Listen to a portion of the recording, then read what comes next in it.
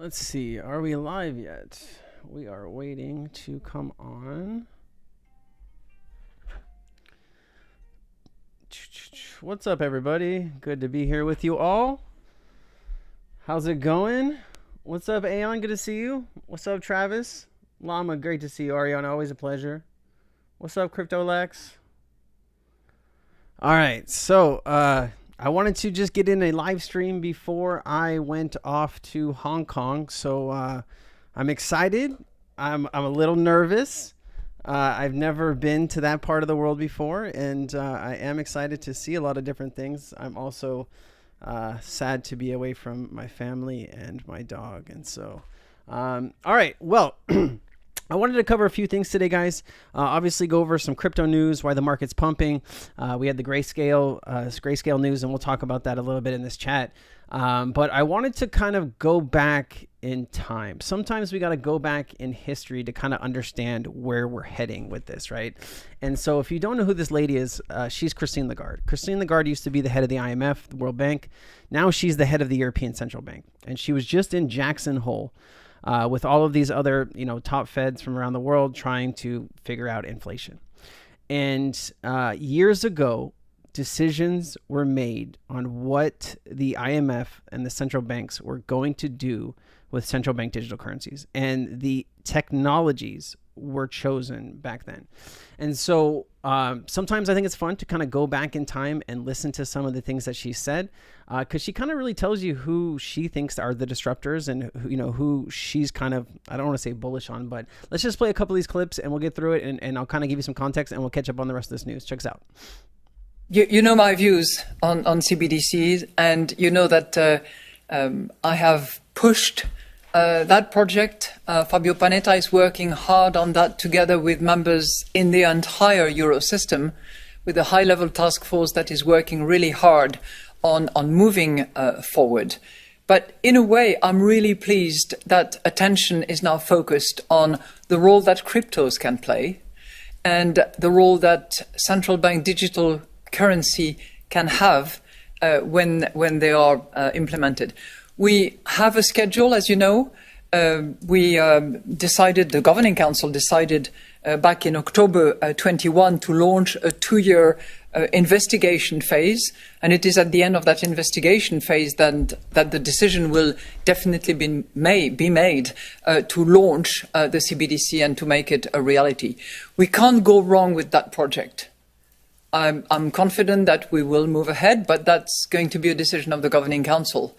I think it's an imperative to respond to what the Europeans expect, and I think we have to be a little bit ahead of the curve if we can on that front. So if we can accelerate the work, I hope we can accelerate the work. I will certainly support that. And I was delighted to see that in the United States, there was an executive order by President Biden to actually expect similar effort and focus and progress on CBDCs, cryptos. And I think that it will take all the goodwill of those who want to support sovereignty, who want to make sure that monetary policy can be transmitted properly using our currency will endeavor. On the issue of financial stability, I totally concur with my Vice President, De Guindos, but I will also point you to the last sentence in the first paragraph of our monetary policy statement. And I know that there's been an abuse of that, but we mean it. We will take whatever action is needed to fulfill the ECB's mandate to pursue price stability and to safeguard financial stability. So, have no doubt. I'm very impressed by Christine Lagarde. I know a lot of people don't like her, but she knows exactly what she's doing. She's very strong in these political battles and kind of where all of this is heading. And people listen to her. When she speaks in a room, people listen, right? And then I kind of come back to some of these older things. Brad Garlinghouse. This doesn't really have anything to do with Christine Lagarde, but maybe I'll play this kind of towards the back here. But there's also this. Check this out. This is her speaking. I don't know if this is like 2018. I don't have the exact date, but let me play this. So what role will remain? It's a little low. I apologize. Maybe turn on closed captioning for this one. Cash in this digital world. There are already signs in some shop windows. Cash not accepted. And it's not just in Scandinavia, the poster child of a cashless world. In various other countries too, demand for cash is decreasing, as is shown in our IMF work. And in 10, 20, 30 years' time, who will still be exchanging those pieces of paper called checks? Bank deposit, too, is feeling the pressure from new forms of money. Think of the new specialized payment providers that offer e-money. From Alipay to WeChat in China, to Paytm in India, to M-Pesa in Kenya. These forms of money are designed with the digital economy in mind. They respond to what people demand and what the economy requires. Even cryptocurrencies such as Bitcoin, Ethereum, and Ripple are vying for a spot in the cashless world, constantly reinventing themselves in the hope of offering more stable value and quicker and cheaper settlement. She said Bitcoin, Ethereum, and Ripple there, right? So she definitely knows Brad Garlinghouse. They've been in the same room together. The IMF has been working on their own CBDC platform as well. So there's so much stuff happening. There's a lot of really good links in this news article, this Bitcoin list news article. But there's all like the favorites, right? Where they're here sitting at the International Monetary Fund, where Ryan Zagone's speaking at Ripple on the behalf.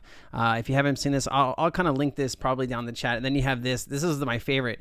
This clip where Brad Garlinghouse is sitting on stage with Ross Leckout is actually from this whole video right here. So they actually had a 30-minute conversation. UFO, I swear. Oh yeah, this is yeah, dog. So they actually had a 30-minute conversation here, and you don't see any of the other clips like wind up online or wind up on Twitter, but this whole conversation is really good. Let me go ahead and post some of the links in the chat here so you guys can kind of like take a look at this if you want to on your own time. But I always like to go back and look where we kind of been in the past to kind of look where we're going in the future. And there's so much good information here. Let me just up online. Let me pause that. That way I can just post right into this real quick here. So you definitely want to, like, if you want to go back in time, can I post this in here? Or is it, yeah, I can post it right down here. Perfect. All right, cool. Let me post that right there. But I do want to play a clip from here too, just really quickly for you guys. I think it starts at like 2:43. Let me hear it. First of all, I should say that the IMF is devoting a lot of attention to fintech and in particular blockchain. But we think that it's difficult to talk about blockchain without considering it in the light of the other new technologies that are forming part of the fintech debate.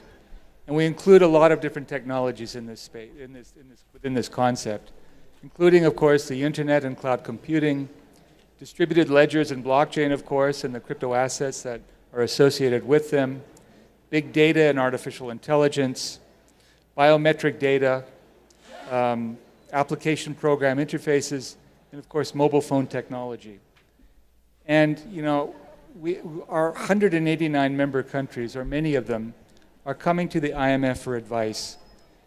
So 189 member countries are coming to the IMF for advice on what to do with a lot of these tech topics that he just brought up, especially CBDCs, right?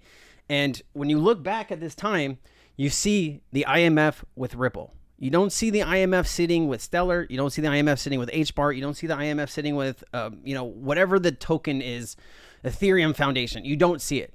So when I think of a plan that started, they're working off a 2020 plan for all of this. They've already picked the winners, right? So they already know who they want to work with. And that is the advice they were giving all of these countries that were coming to them over these past several years. They're interested in these issues, looking for guidance as to how to approach and unlock the potential of fintech, while at the same time putting in place regulation that guards against the risks. So right now the IMF is doing a lot of work in this space, and it consists of several different initiatives. First of all, we have a very active program of research and publication. We've published major studies on what were then called virtual currencies, aka crypto assets, and on the potential impact of fintech on the cross-border payments market. we are engaging very closely with the private sector and the industry, and last year put in place. What's up, Lewis? Good to see you, brother. Thank you for stopping by. I know you're busy. It's probably late there too, man. It's really good to see you, bud. A high-level advisory group of industry leaders from the private and public sectors to help guide us in our work on fintech.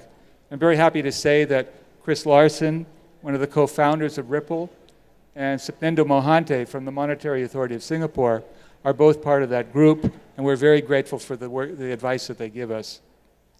And thirdly, we're engaging very actively with our member countries, using our convening power to bring them together to discuss experiences in unlocking the potential of fintech and blockchain, but also in beginning to design regulatory frameworks that help mitigate the potential risks. And in particular, given the demand for advice in this area, at our annual meetings at Bali last month, we and the World Bank jointly launched an initiative called the Bali FinTech Agenda, which we think is the first comprehensive framework of issues that countries need to think about when designing policy around fintech. And this will be an anchor for much of our work going forward. So Brad, maybe I can ask you now, from your perspective in the private sector, what's going on right now in the ASEAN countries? And in particular, what are the... All right. There's so much good information here, guys. I play this whole thing for you guys. If you have not seen this whole thing, I suggest that you come back and listen to it. Also, this is from the meeting where Brad's sitting here with, the head of the Monetary Authority of Singapore, Tobias Adrian. This is where Christine Lagarde. This is that kind of. I've shown multiple pictures of this in past Sensei chats, but I just want to play this because some of these clips are just really good. Let me play this. Ripple has come to the market with 3 products, and I will just briefly touch on them. The first one is called XCurrent, and the reason why I'll point this out is because XCurrent doesn't touch crypto. XCurrent is just, kind of Swift 2.0. It's a messaging framework that is much more efficient and real-time as compared to, fiat to fiat. That typically is how we start working with any bank or any financial institution, is on a fiat to fiat basis. The bottom product we see down here is called XRapid, and XRapid is really where we use XRP to fund real-time liquidity. We brought this product to market in Q4 of last year, and immediately we saw the demand for that type of product from banks, financial institutions who want to open up new corridors for payments, but don't want to open up new nostro-vostro relationships and the friction and overhead that goes with that. The third product is really simply an API that allows corporates to do real-time payouts into this network we call RippleNet. The challenge here, as many of you may know, is there's corporations ranging from Uber to Amazon to less technically efficient companies. They employ hundreds of engineers that just integrate into payment networks around the world. They're building custom APIs into payment networks in the Philippines or Indonesia, into the Middle East, what have you, so they can enable those payouts.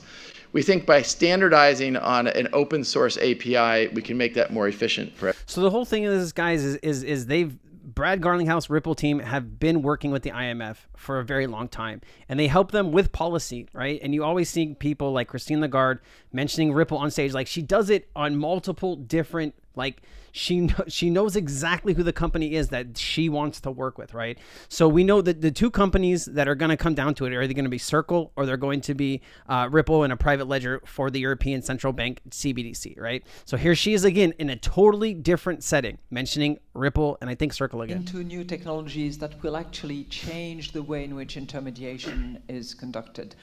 Eliminate some of the barriers, including the unconscious biases that exist out there.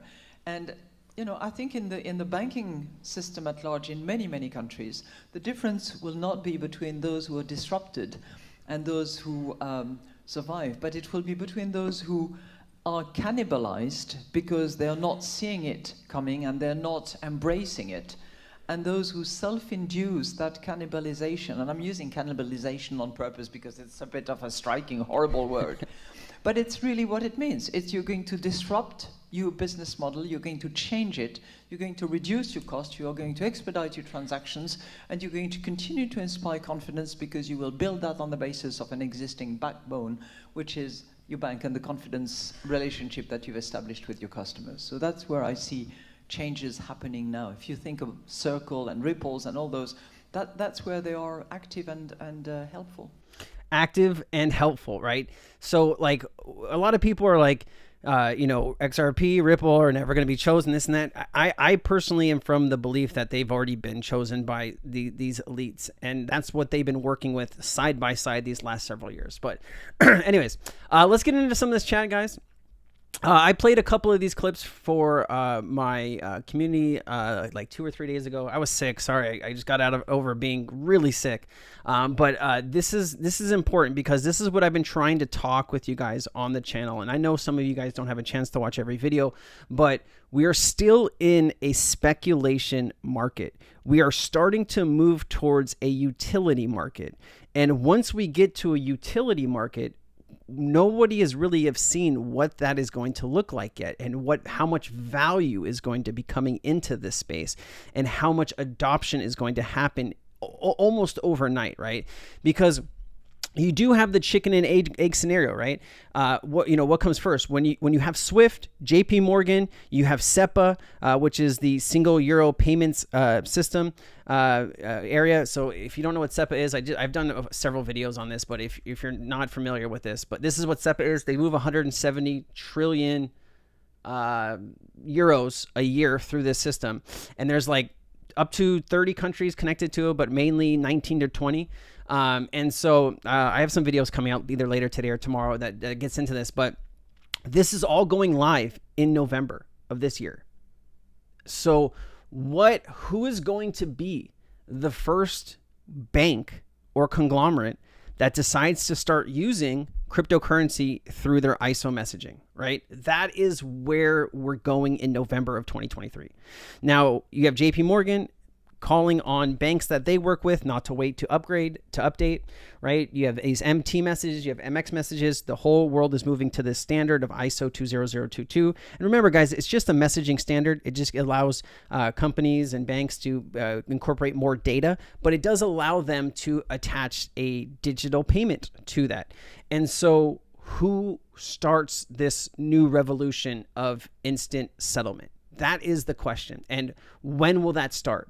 Now, I think it's November 19th is the day that all of these systems are supposed to get updated and start going live with ISO. And so if SWIFT, which is the conglomerate, right? If you don't know what SWIFT is, it's all good. And let me just show you this real quick. So this is SWIFT's main homepage. It stands for Society and Worldwide Interbank Communications, right? I've shown this many times on the channel, but if you're just now, like, if you're brand new to crypto and you found this channel and you're looking, so SWIFT is a conglomerate of about 11,500 banks, and they're all going to be able to now start using ISO messaging. So I'm very excited for the end of the year. It looks like we have AMMs coming into place maybe September or October, and then you do have the big push to ISO. And so who starts using it first? That is really what I want to get to. But let me play this for you. Portion of the crypto market doesn't really work with the principles that we're looking to kind of support here.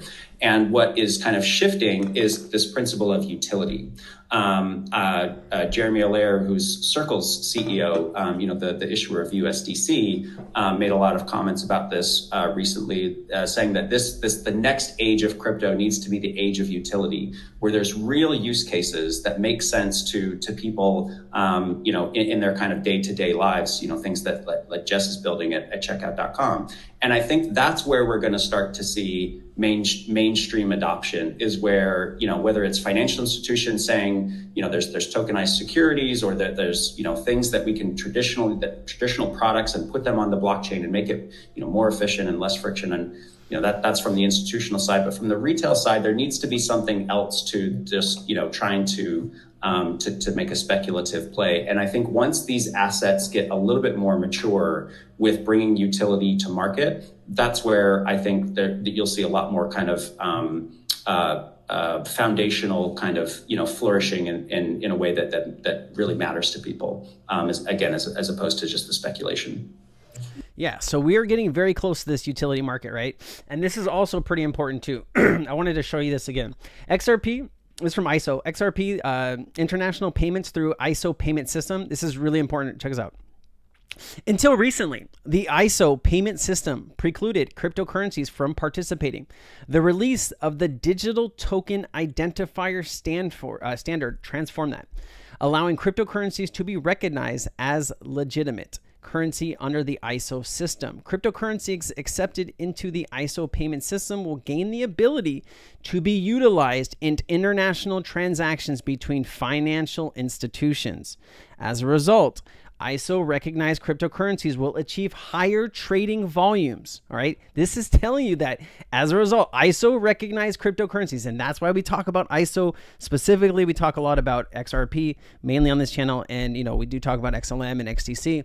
But I just think XRP is kind of sitting on the top of the mountain. But anyways, let me get back to this. And utilize international transactions between financial institutions. As a result, ISO recognized cryptocurrencies will achieve higher trading volumes, a historical problem preventing cryptocurrencies from gaining widespread acceptance. Therefore, cryptocurrencies that are participate in the ISO systems will emerge from the cryptocurrency bubble victorious. Meme coin season is about to be over for good once we get into this utility market, okay? And then here is the Digital Token Identifier Foundation. We were talking about this in the Cryptonaires community, I don't know, like 6 months ago or something, whenever this did come out. Maybe it was three or 4 months ago. But the DTFI is what you want to look up. And you can actually go into this website, which is the Digital Token Identifier Foundation, and you can search all of your favorite tokens. There's a lot of them on there. You'd be surprised. It's not just like your XRPs and your XLMs, but you have a ton of different tokens that are kind of been added to this list. It was introduced in September 2021. The ISO 24165 token identifier standard is steadily gaining recognition, right? And so that's what allows cryptocurrencies to be used in this new system. So it says in November 2022, Swift published an updated version of its high-level information document, which sets out technical changes for the standards MT release in 2023. To address the need from businesses to identify a non-ISO 4217 currency, the digital asset identifier field is now capable with the DTI ISO 24165 standard. The release is scheduled for November of 2023, guys. So Christmas might be a fantastic one this year, or it might be another disappointment. I don't know where we're headed, guys, but for the first time, these banks, these central banks are going to be able to start using these systems in a meaningful way, in a way that could transform the way money will move around the planet today. Remember, there's only $1 billion going through on-demand liquidity per month. What happens if that number changes to 100 billion or 500 billion or a trillion, right? There's so much money that gets moved around a day, guys. $1 trillion is a drop in the bucket, right? You have JP Morgan, they do 10 to 12 trillion a day in settlement. You have Citibank, which does the same. You have Bank of America, you have the DTCC. Swift does trillions and trillions and trillions of dollars as well. We have the FX market. I mean, there's so much money that moves around the planet.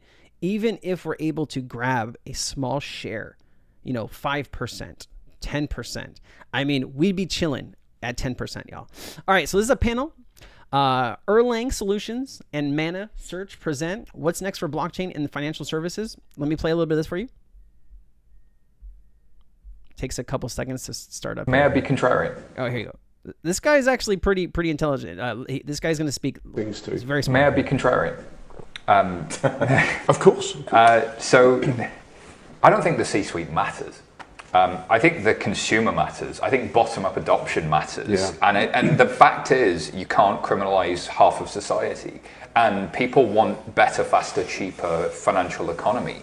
And if stablecoins offer that, they will adopt them. So the question then becomes, do you want to become, as a central bank, a technology company competing with technology companies? Do you want to be Apple and Facebook-like when you're trying to develop that? Or should you, and it was actually the Bank of England research paper that said this, should you focus more on a framework approach in which entrepreneurs, the economy itself, can look to develop things that look like e-money, things that look like things we might even recognize in the economy today, so that our entrepreneurs and builders and the next generation can, within good guardrails, build better, faster, cheaper payments that are fairer and more transparent. Because if you've not actually used a stable coin, they seem very, very scary. But when you go ahead and use, okay, Tether is one thing, but USDC and some of the other stable coins out there that do have a regulatory wrapper around them, I mean, this thing costs almost nothing to send, and it gets there instantly and anywhere in the world. Well, you've not mentioned the D word, though, have you?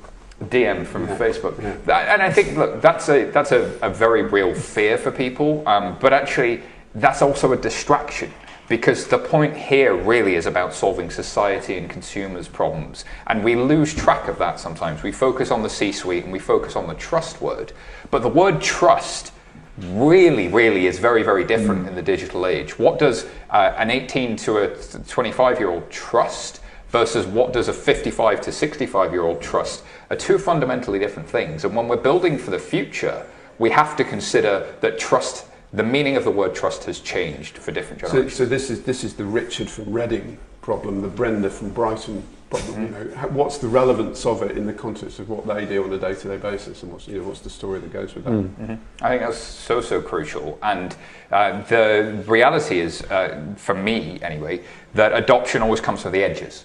So person on the street that has a day job that is more manual may not be the first adopter of this technology, and it may not seem obvious to them. But then what's the relevance of cloud to Brenda and Brighton? Well, actually, you end up using it all around you. You don't care how it works, it just does.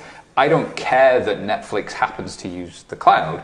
It's just, I get my movies and they're instant. And 20 years ago, video on the internet seemed like a crazy idea. What does it matter to Brenda and Brighton? 20 years forward, it's everywhere, and it just happens to be the technology behind the scenes. And so what he's talking about there, guys, is once you reach adoption, you don't even notice or you don't even understand that you're using blockchain technology. And for billions of people on this planet, they're going to have no idea that when they send an instant payment and it gets to their friend instantly, they're going to have no clue that they actually use something like an XRP or an XLM or an HBAR or whatever it is to facilitate that instant settlement, right? And right, you are here, you are preparing yourselves for this digital revolution. And the more that you can understand, the more that you can really get in touch with what this new system is going to be like, the better decisions that you can make in your life for what you want to achieve and what you're trying to lay claim on this world. So I just think what this gentleman's saying here, he's got a lot of really great points, and it really is, billions of people are not going to have any idea that they're using crypto, and they won't believe it when you tell them, right? But we understand what's happening behind the scenes, and we are really the forefront. We are the pioneers of, the 18th century, looking for gold and going to California and all that stuff. I use that analogy a lot, but I like it. It fits nice. We will head in a similar way. Yeah, I think the idea of ubiquity is really critical. So most people just say don't really care about the gadgets inside the box. Marcus Treacher here used to work for Ripple. I don't think he works for Ripple anymore. I don't think it says Ripple back here, but he used to be for a long time. They care about something being usable. So Netflix bundles up a whole bunch of really cool, creative ideas, but what counts is what you can watch and if it's fun, and if it's better than getting a DVD from the local shop. So I think blockchain, in my view, will evolve in a similar way. There won't be a blockchain thing that people care about in the future. There'll be really cool things that are created that people will render or whoever will relate to, that will contain elements of blockchain. It's just getting that that one first killer play out. That's how the internals of blockchain will become much more mainstream. Yeah, first of all, Aeon, 3 a.m. in India, thank you for hanging out with us. Namaste, my friend. I really appreciate you. I know a lot of our viewers do come from India, and so I just want to say much love to everybody out there. I know it's the middle of the night. We've got to work on some better times for these videos, but I appreciate you. And Jordan, you're right. Billions of people aren't paying attention, and they're gonna miss all this, and that's fine. But we'll pay attention, and we'll try to clean up, and maybe some of us will be in this new 1%. So Trangolo, guys, Ripple owns 60% of Trangolo. Talk about this a lot. Trangolo actually has connections to UnionPay, which is in China. Trangolo Group executive CEO Jacques Lee I said, I'm excited about the collaboration with Al-Nasri. I'm confident that the partnership will improve the cross-border payment experience in the AUE and by extension the GCC region. Welcome to Al-Nasri, to Trangelo, connect and supercharge your growth via technology, infrastructure, and Ripple's decentralized payment solution. So Ripple's making new ways into the UAE. And we talked about the, I actually have, I made a video on this. It hasn't gone live yet, but I can show you some. Is this it? No, this is not it. See, this is like my day, right? I have all of these. Okay, here, this is it. Check this out. So I recorded this video, I don't know, 4 or 5 days ago, and it just hasn't gone live yet. But anyone know about the Pan-African payment system? It's like PAPS, the Pan-African PAPS. It stands for PAPSS. Anyways, PAPS has connections to it's Trangelo, and it has connections to Buna. So check this out. In the first phase, PAPS implementation, the central banks are connecting to leading local banks. PAPS has reportedly already connected with 25 of the largest commercial banks on the continent, including banks such as Ecobank, Zenith Bank, Standard Bank, aka Stanbic. In a separate phase of BOP's development, logically licensed fintech companies may gain access to PAPS, allowing them to process trade-related transactions for intra-African trade, including mobile platforms. In Ghana, banks and non-bank financial institutions, including savings and loan companies, fintechs, and money mobile platforms, will be able to access PAPS through the Ghana Interbank Payment System Settlement Limited platform. Further, PAPS has signed a memorandum of understanding, an MOU, with Buna, right? And I've shown you Buna before, right? This is the website for Buna. So I restarted my computer before I kind of started all this, so some of these links kind of have to refresh. But if you actually pull this up, they have an annual report here. Buna, Arab Regional Payments Clearing and Settlement Organization. You can actually there's a lot of articles online where it talks about, this is from Matthew Allen Y, Arab Monetary Fund using RippleNet for financial inclusion. Buna is to support Arab banking blockchain, using blockchain, new business models. And so actually, this is kind of the document here. Financial inclusion, the technology-led globalization age. You have the Arab Monetary Fund, right? And then you have here, excuse me. And so it talks about 2 different models, and it says, as for the second model, the Ripple's DLT-based solution XRapid that uses crypto asset XRP to enable remittance services providers to low foreign exchange costs and ensures faster settlement. Alternatively, RSPs can provide user access to the crypto asset or payment tokens through wallets. Okay, so that's a Buna platform is connected to all that. So is PAPS. And actually, if you scroll down here, and I did a video on this, I don't know if you've seen it, but here is the banking list in these countries that are connected to Buna. And so technically, these countries could access, you can use XRP, you can use on-demand liquidity and whatever they want to do. But you got Algeria, and here's all the banks in Algeria, Jordan, all the banks, KSA, Lebanon, Bahrain, and Djibouti. You got Egypt on here, a lot of big banks in Egypt. Here's my favorite one to say, Alta Jawafa. I'm getting better at that. I used to just butcher it, but I'm starting to master some of these names. Not gonna try to say that one. I'll probably butcher it, and I don't wanna do that. You got Morocco, Oman, Iraq. A lot of interesting banks on here, right? And then you got into the UAE, right? So Ripple has so many connections in Africa and the UAE that a lot of people just are not familiar with, right? And then this is the PAPS, Pan-African Payment System and Settlement System. You actually do see some Ripple connections here. I didn't have time to research every single one of these banks, guys. I do apologize. I'm trying to get ready to go to South Africa, but you do see MFS Africa here, which is a Ripple partner. And there's a couple other banks on this list, and then you have the Buna system here too. But it's just interesting to see more and more collaboration on the African continent, right? When you have Africa, you have the Middle East, and you're in India too. You're in Brazil. You're now in China through Trangelo. I mean, Ripple does have all of these connections to all of these Brics countries. So, there's a lot of stuff being said about XRP and Brics. But I like to look at the facts and what's kind of being used and what's kind of being, done here behind the scenes and try to come up with my own kind of ideas of what I'm looking at here. But Let me see what all this stuff is about. 1 second here. I'll just let this video come out for you guys. But there's one other thing I wanted to show you before I move on. Here's MFS Africa. MFS Africa is, in fact, a Ripple partner. I wasn't actually going to show this to you guys, but it's just me doing this on the fly. African largest digital payments gateway, right? And then you have, here's the Ripple expands into Africa, partnering with MFS Africa to bring benefits of crypto-enabled payments, right? You also have this, which is pretty cool, which is the WAMS payment system, right? And what I noticed about this is if you go down here, you look at what is right here. Core banking application is the Temenos T24 core banking application, which is an XRP-enabled system, right? Temenos T24, guys, right? You know this? Temenos T24.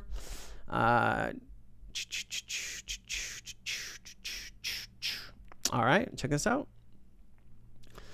This is Temenos. They're connected to over 3,000 banking institutions. And the T24, I mean, I'm waiting for an iPhone that looks like this. That's going to be pretty dope. But this is Temenos, guys, right? Years in business, clients, 41 of the top 50 banks run on Temenos. And you can use XRP through this platform. So just a lot of really cool things happening. And just to show you here this real quick, the WAMS payment system protocol, this is for 4 countries. Where did I see those countries? 1 second. Pan-African Payment and Settlement Token. Hold on 1 second. Oh yeah, here it is. It's Gambia. It says, is it Ghana? Is that Ghana? Or I could be butchering that. Sierra Leone and Liberia. So just more, I mean, these aren't huge countries that do a lot of business, but they're countries that need cheap payments. They need a level playing field, right? And so anyways, when the video comes out, you're gonna have more information on this, but I just wanted to share some of that stuff with you. I just thought that was kind of fun. All right, let's get back to this. Swift FinPlus standards release November 2023, guys. I've been telling you that November is going to be a big month. It's going to be interesting because Swift, once they go to ISO, they're not going to go back in time, right? They're not going to be going back to MX or MT messages. So we'll just have to see how this all goes down. Let me check on some of these comments real quick. You guys have been chatting it up here.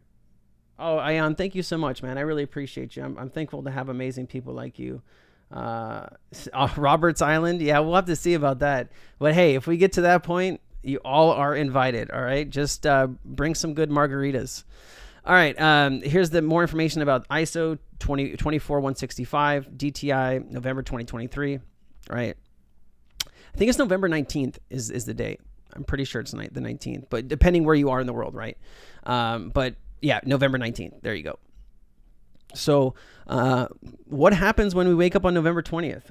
You're probably going to look and feel the same, but the world will be different in many ways, especially with instant settlement. All right.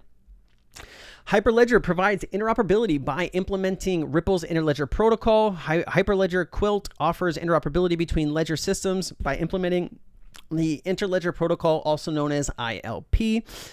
Hyperledger Quilt was initially contributed by NTT Data and Ripple, right? And then Ripple gifted ILP to the W3C. We've already seen that. I played that for you already. Breaking news: the giant HSBC is shutting down three of its banks in just hours. We also know in HSBC and acknowledge XRP Ledger as a game changer for cross-border payments, guys. There's a lot of stuff happening with banks, right? Banks are still hurting, right? We are still, I mean, what is this? We're going into year 3 of kind of this financial crisis, right? Where we've had some banks fail in the United States. There's other banks been failing in other places of the world, but rates are still very, very high. Inflation is still very, very high. And this has put in a tremendous amount of pressure on these banks.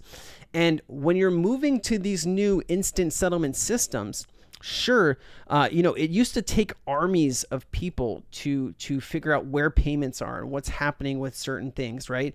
Now, with all of these new blockchain-enabled systems, you have really good transparency over your treasury.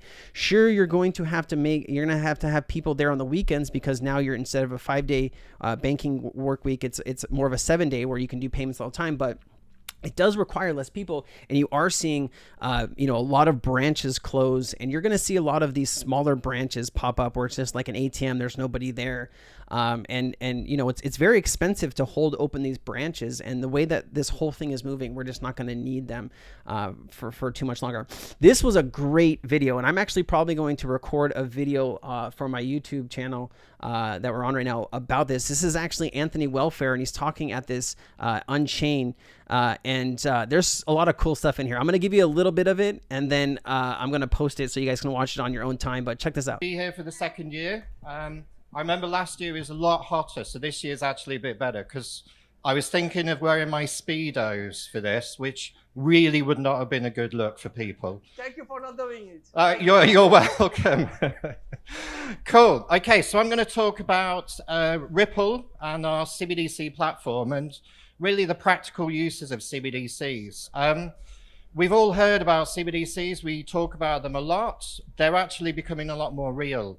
And I want to explain some of the realities around this, and a bit less of the myth and a bit more of the facts. We talked about the difference in 12 months. Ripple 12 months ago was 350 people. We're now 800 people, and that's actually without the MetaCode transaction that we just bought. Yes. So we're 900 people globally in a crypto winter, which is absolutely amazing. And, a lot of that's the cross-border business, but also it's the digital assets and what we're doing around CBDCs and others. Just so you understand, Ripple, we're sort of two parts to the business. The top part is the global enterprise cross-border network, where we're processing billions of transactions cross-border.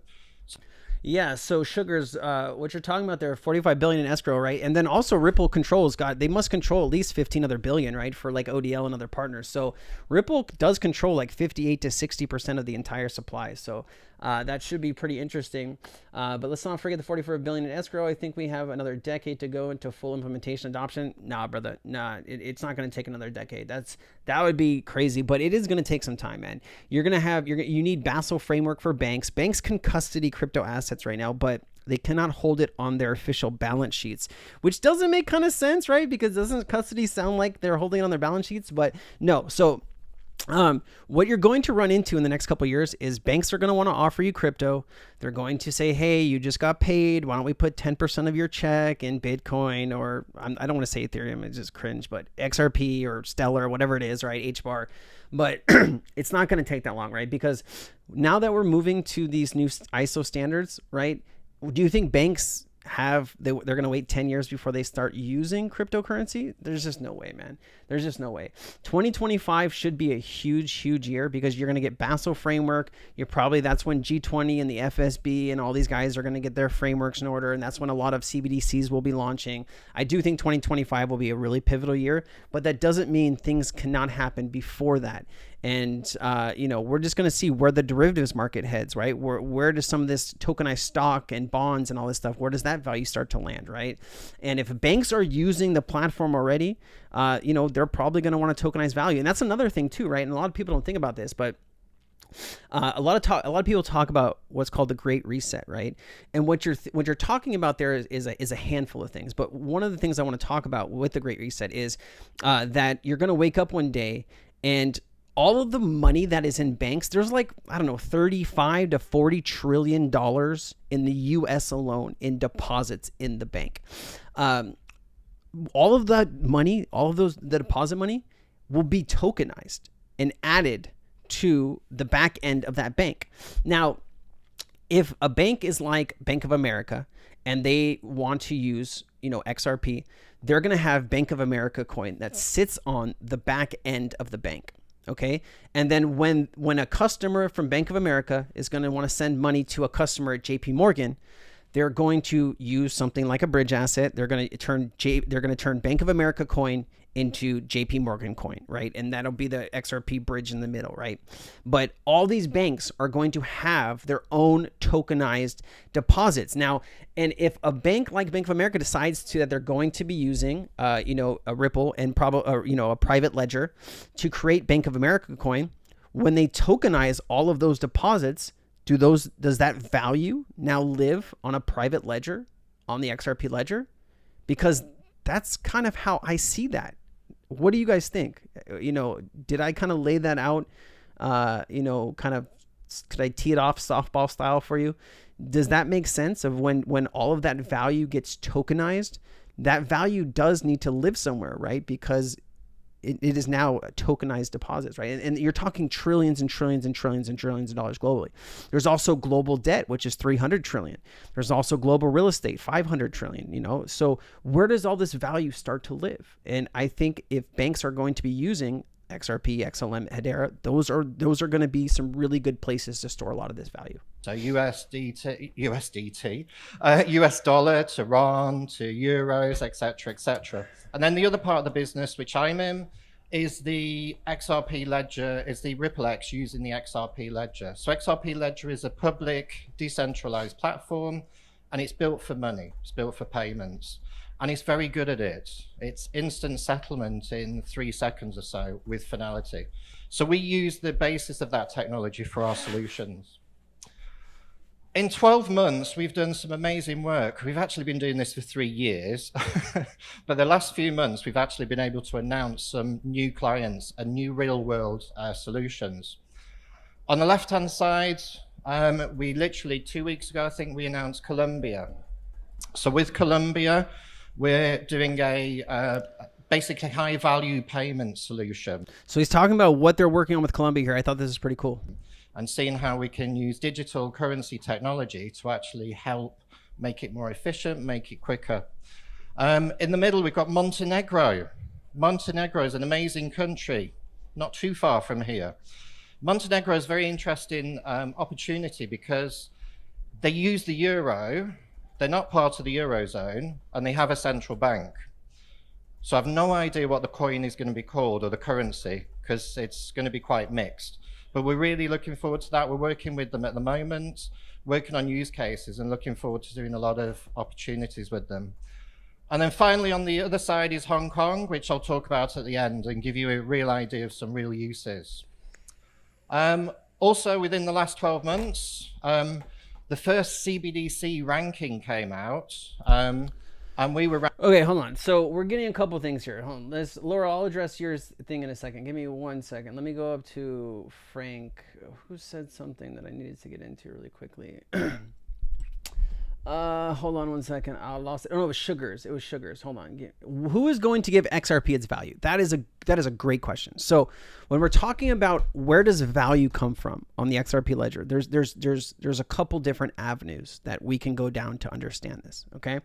One of the avenues is a predetermined price by central banks. Now, you've seen, Black Swan Capitalist, Verson, he's talked about Linda P. Jones has a friend at the Australian Central Bank, and this has already been decided years ago, and it's in the thousands. Now what happens is a lot of these validators on the XRP ledger, are banks and these central banks, right? And so they could come together and they could decide on a flat price of, XRP cannot be traded lower than, $1,000 or $500 or whatever, fill in whatever number you want there, but they can decide that, and then they could implement something. I'm not a technical dev, but it would seem to be like they could implement something through escrow, or they could vote on it or do something that would allow that to take place. Or, they could say on exchanges or wherever else that is traded that it cannot go below this amount of value. It needs to stay above this because they need it for global trade. Okay. There's also something called financial market utilities, right? And I've talked a lot about this, financial market utilities. I've talked a lot about this on the channel, but if you're new to the channel and you have never heard this term before, no problem. No, that's not what I wanted. I wanted this one. Okay. So right now, these are the financial market utilities in the United States. This is if these systems went down in the United States, it would be catastrophic for the entire global financial system. So these systems are considered financial market utilities. All right. And so you have the clearinghouse, CLS International, Chicago Mercantile Exchange, the DTCC, which is the Depository Trust Clearing Corporation. We talked about that a lot. ICE, which is the parent company of NASDAQ, Fixed Income Clearing Corporation. Some of these places you've never heard before, but some of them do kind of, are noticeable by people. So what could happen through something called the Dodd-Frank Act. The Dodd-Frank Act was passed after the last 2008 financial crisis. And through this Dodd-Frank Act, they could vote in or consider a new financial market utility, which could be Ripple and XRP. Now, if that happened through the Dodd-Frank Act, they could determine a price. Okay, so now we have two different places that it can come from. It can come from becoming an FMU and them just deciding that the U.S. government. There's also the central bank route. But realistically, guys, what's probably going to happen here is as value gets transacted and as value gets brought on to these ledgers, that is where value will come from. So when I say, when you're digitizing, trillions of dollars in real estate or trillions of dollars in derivatives, if you are exchanging that value and that digital twin lives on the XRP ledger or on a private ledger on the XRP ledger, that value lives on the XRP ledger, and that value will bring up the market cap's value. Okay, so there's so many different places where value can come from, sugars. These are just three off the top of my head that I think are the most easiest to kind of see that happening. All right, let me kind of go down here. I know there was another question. I want to get to your question real quick. 1 second. What's up, Cass? Good to see you, man. Cass painstakingly edits all the videos here, so give him a shout out if you guys can. Let's see. Laurel says, I'm already using another bank, but my concern is the bank not allowing me to have an online account. Here in the Bahamas, they're already using fintech. So, Laurel, so when CBDCs come into place, because they're coming no matter what we do here, right? And so what we're trying to do as regular human beings that don't have any power, don't have any authority anywhere, we're trying to understand what technology these central banks are going to use, and we're trying to buy that crypto asset, because we think if these central banks start to use it on a massive scale, that cryptocurrency will have intrinsic value and go up, right? And so that's what we're trying to do as regular people here, okay? But as CBDCs come into play, money is going to be programmable. It has to be. If it comes from the government, they're never going to allow you to spend certain money that the government gives you on, let's say, drugs or guns or whatever it is, right? So if you're getting money from, the government on any way, shape, or form, like if you are, maybe you've lost your job, or maybe, you have, a couple kids and you've fallen on hard times and you need money to, buy them food. They're never going to allow you through that CBDC to buy, any of those things I just mentioned, right? Because they're going to want you to buy, rent and food to feed your family. So that'll be programmable. But for the most part, people are not going to have bank accounts directly linked to that central bank. How this is going to take place, and it'll vary with countries, but the banks are going to have accounts with the central banks. That's kind of like what the new payment system in the United States is. You have all of these banks that are connected to the FedNow system, and that's how they can do instant domestic payments, right? But when you go cross-border, that is really when you run into the problem, and that's why you need something like Ripple and XRP. But we don't really know how this is all going to stand up, Laurel. So we kind of have to roll with the punches and see how it all kind of does. Is the XDC pump to do with the treasury tokenization? Man, there's so much stuff going on with XDC, guys. I mean, they just had the Austin event. Actually, I have a video somewhere in here talking about. I mean, I should probably give it on with the chat, huh? I'm kind of putting us behind. Hold on. It's in here somewhere. Let me just kind of continue with the chat and we'll run into it here. So this is a really good video by Anthony Wilford, guys. I'm gonna record a video for my YouTube channel after this. Maybe I'll force you guys to watch that, or you guys can just come to Twitter and just look on 801 XRP and watch this yourselves. But let's keep it going here. A lot of crazy stuff going on with AI. Here's the chart showing mentions of AI on emerging calls and transcripts. Mentions of AI in 2023 have basically broken the chart. We went from 500 mentions in 2015 to 30,000 this year, right? A lot of stuff happening with AI. Existing home sales fell nearly 17%. This is just US data, guys. A lot of our membership in Cryptonaires is US, so I do a lot of US information. Housing affordability continues to plummet, but the Fed is trapped, right? So That's what this whole meeting in Jackson Hole was, to try to figure out what they're going to do here. Also, 45% of student loan borrowers expect to be delinquent when payments resume. Payments were deferred because of COVID, and a lot of people just don't have money to pay right now, guys. It's going to be pretty rough. China has announced some massive tax cuts. The new policy on tax cuts on stock trading by 50%. Last time this happened was in 2008. So China, actually, I am not going to mention anything on China because I'm actually going to be flying there in a couple days and I don't want to be in trouble at the border. So we're just going to go ahead and X whatever I was about to say on that topic. All right. I thought this was kind of funny. This person's out here kind of talking. He's got a big sign about XRP by XRP. Let me just play this for you. Sure enough, they did get an interview for me. They happened to see him again. They were in this part of the city. And so here's what he had to say. What the governments are doing right now, all the governments of the world, they've locked us down to slow down money velocity. With that, they can print money, give the bulk of it to the rich, give the poor a tiny minority of that money. And what the rich are doing with the money is they're buying land, I got you, JP. They're buying companies. And when this economy completely collapses, they're going to switch from dollars to central bank digital currencies. All those central bank digital currencies are going to be exchanging money internationally on XRP. XRP will be the reserve currency of the future. XRP! If you're poor right now and you buy XRP, you will be part of the greatest wealth transfer in the world. You're going to have the same power that the central banks of the world are going to have. I mean, the guy's not wrong about a lot of what he just said. So, more power to this guy. He's out here trying to spread the good word out on the street. I love it.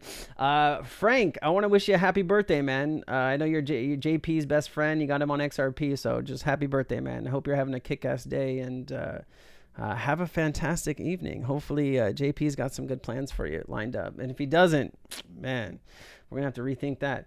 All right, let's see what else we got here. Two sugars. I'm trying to go through all these comments, guys. Give me 1 second. I only see value from the network utilization, i.e. the transacting and securing from the network. Yeah, I mean, value can come from a lot of places, sugars. It really can, man. It really can. Yep. Ready for Islam coin? Yeah, we're talking about that in Cryptonaires Discord. That starts on September 1st. I hope you guys are ready for that. It's going to be a banger. Are you going to XRP party in New York in September? You know what? I will just be... So September's... I leave for Hong Kong. And I get back on like the 10th. Like I get back from Hong Kong on the 8th. I'm going to spend 2 days with my mom.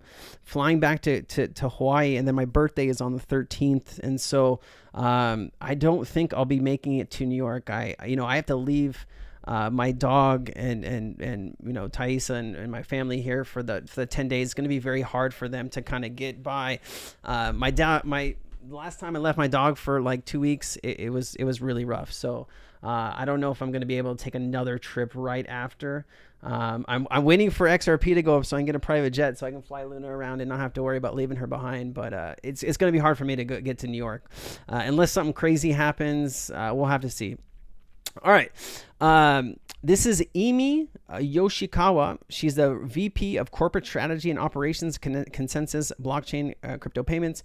2 or 3 years is going to be the tipping point in mass adoption. Check us out. Well, I joined Repo in 2016, so it's been almost 7 years. Not as quite long as Eric, but I totally agree. It's quite a journey to date. So Repo is a leading provider of enterprise blockchain software and solutions, including cross-border payments and crypto liquidity and CBDCs. Well, I want to answer the question by sharing some key insights and data points from the blockchain payments report we just co-published with US Faster Payments Council just last month. It's available on Repo's website, so please check it out. But for that report, we surveyed about 300 payments professionals across 45 different countries, and to really understand the current adoption of blockchain payments and also the benefits and challenges as well. And what's really encouraging is 100% of the respondents agree that there are definitely benefits of using blockchain and crypto in payments. And 97% of respondents said they believe that blockchain and crypto will play a significant role in transforming payment in the next 3 years. So clearly, it is no longer a question of if, right? It's more of a question of when and how. When I started working at Ripple 7 years ago, there was still a lot of like a skepticism and question of, does the payments industry really need blockchain or crypto? But we no longer hear that question. It's really more about like when and how. And in fact, a lot of the people here in this industry believe that next 2 or 3 years is going to be a tipping point for mass adoption. Yep, it will. G-Man, good to see you. I always see you in the comments, my friend. What's up, MMT? Always good to see you too, my friend. I hope you're doing well. Let's see what... Oh, yeah, we got Frank up in here. I saw an interview with Quincy. Yeah, Quincy Jones is a really smart dude in the space. Quincy is probably one of the youngest, smartest kind of devs out here. He used to be building on XRP. Now he's building on XDC, right?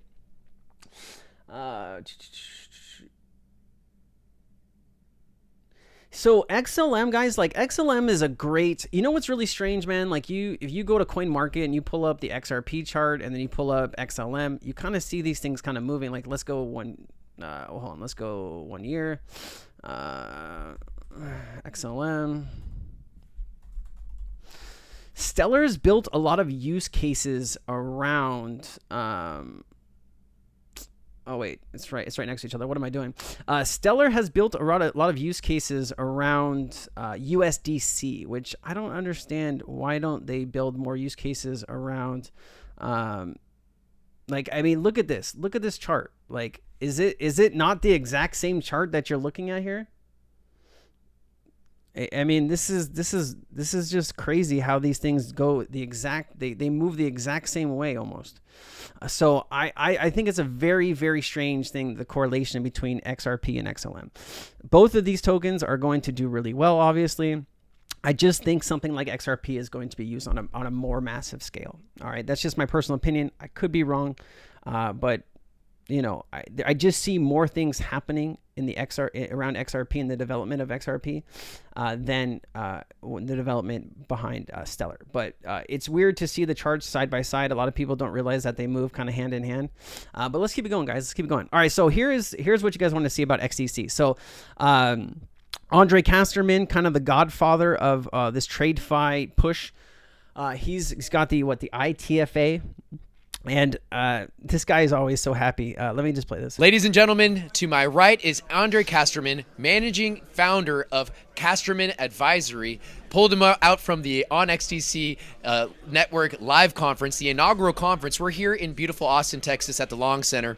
And it brings me great pleasure to speak with Andre in front of you, because Andre is a man who is not only immersed in the digital asset space, but he is also a man that is worked for Swift, so he sees the evolution of blockchain and distributed ledger technology through a different lens. And so, Andre, first off, thank you for sharing your time with me, sir. Thank you. Great to have you. Great to have you, sir. Thank you for joining us all the way from Brussels.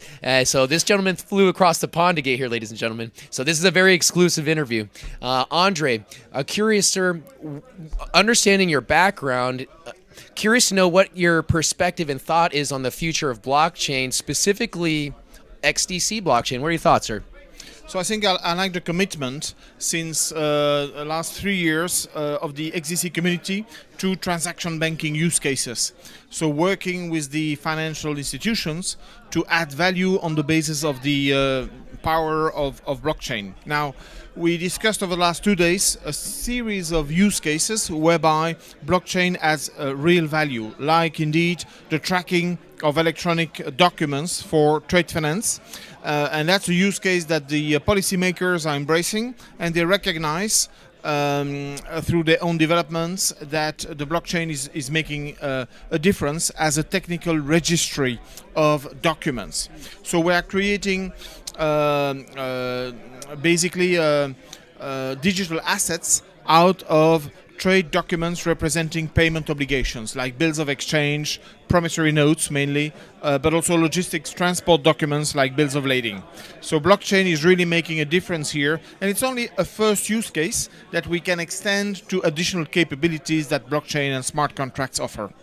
So it sounds like you're potentially tokenizing trade finance. He's going to give a massive thing to what's it called, Uphold right here. Like this is like a 2-minute commercial about Uphold. Watch this. And as you say, this could be or some of the first initiatives for the blockchain. What do you? Let's take a step back, or let's look at this from a 20,000-foot level.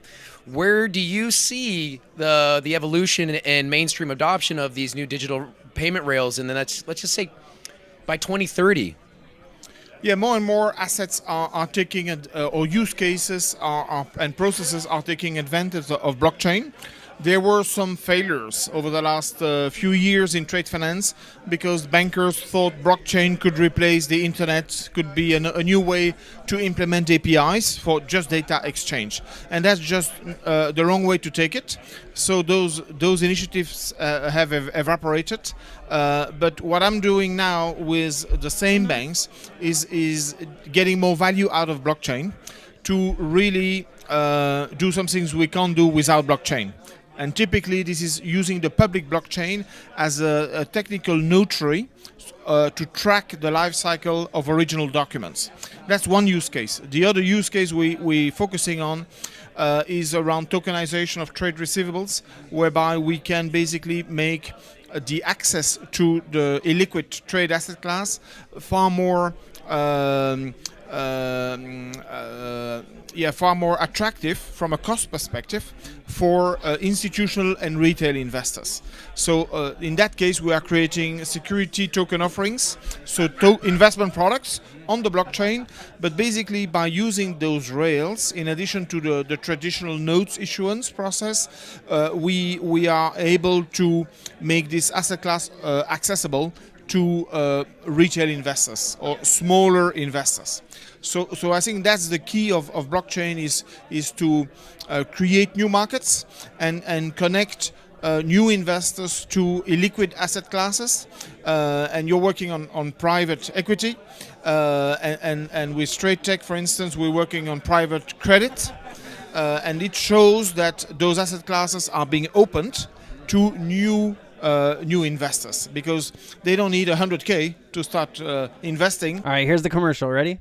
They can sometimes invest as from $1,000 or $100 in some cases.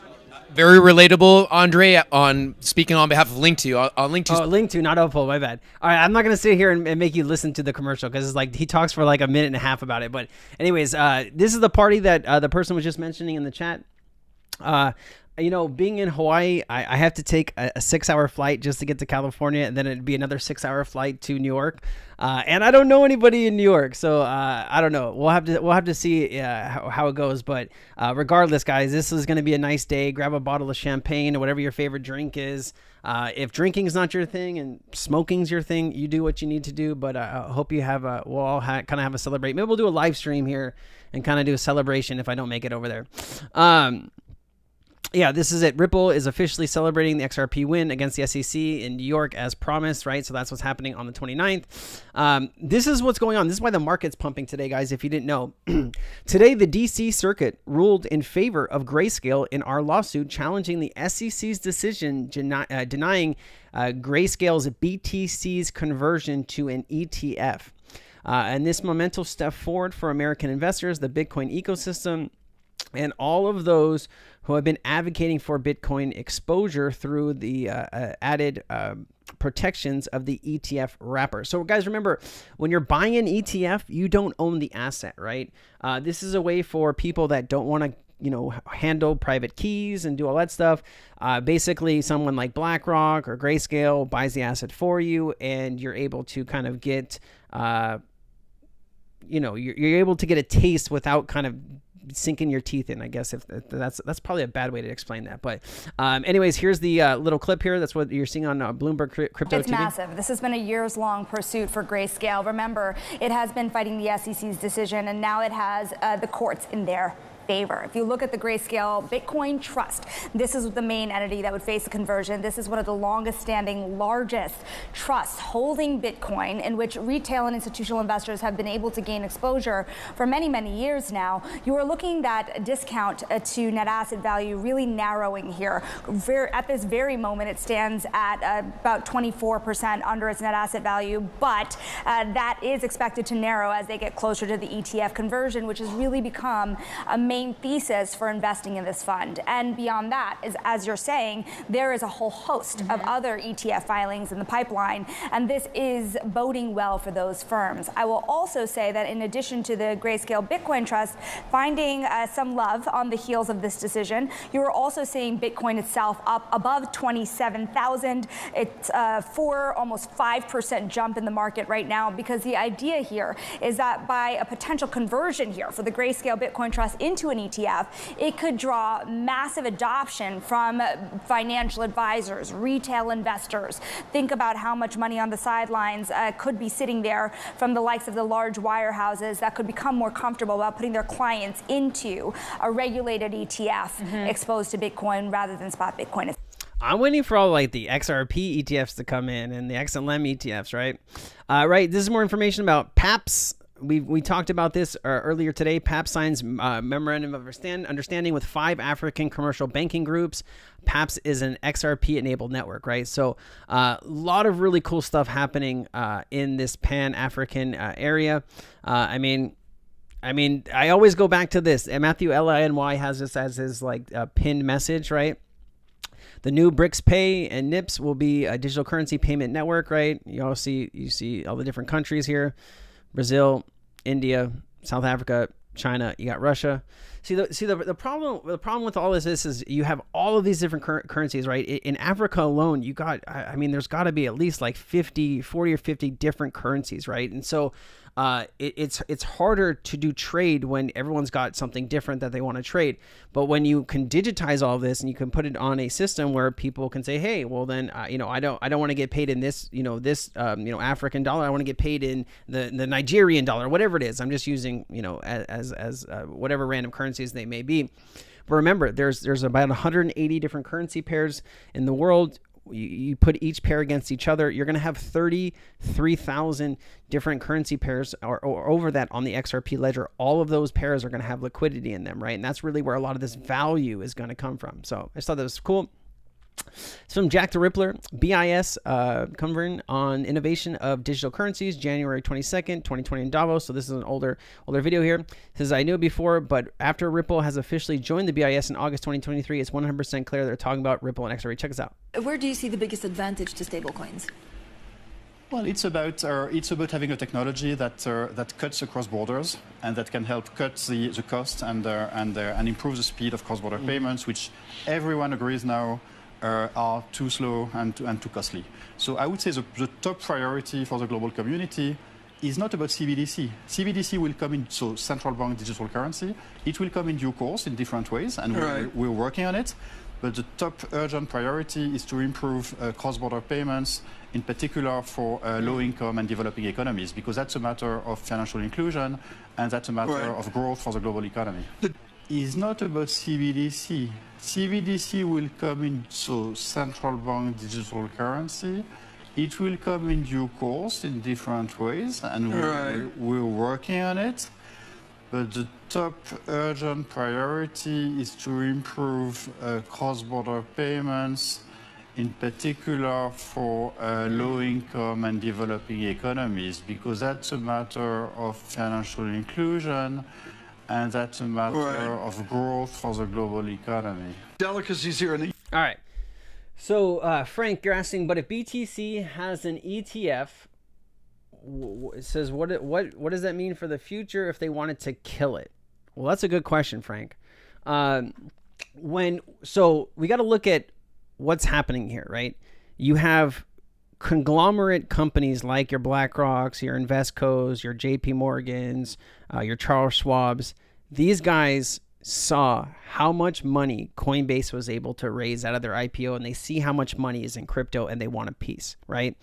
We can't get the government confused with like, it's hard to say that too, right? Because you have your BlackRocks and your Vanguards that own a lot of these, certain agencies and whatever. But for the main part, governments around the world, right, that are in control, like the G20, the G7, NATO, you have Brics now.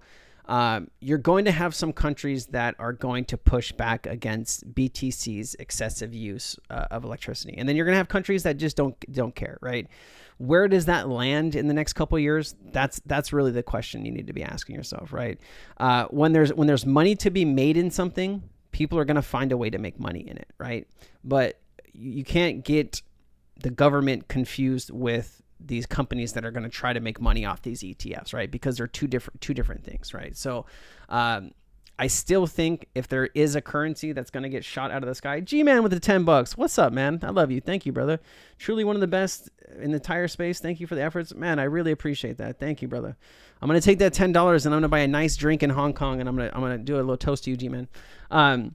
But Frank, it's really hard to say, man, because, you do still see like someone like Christina Georgieva, who is now the head of the IMF and the World Bank, saying that Bitcoin is still an issue, right? It's still a problem. It's still taking up too much energy. It's still taking, man, I wish I had that clip. It would be perfect to play for you right in front of you. But yeah, I would, I don't know. Bitcoin's just not my thing, man. I'm not if I got into Bitcoin at $100, it would be definitely my thing, and I would be out here cheerleading for it. But no. All right, let's keep it going.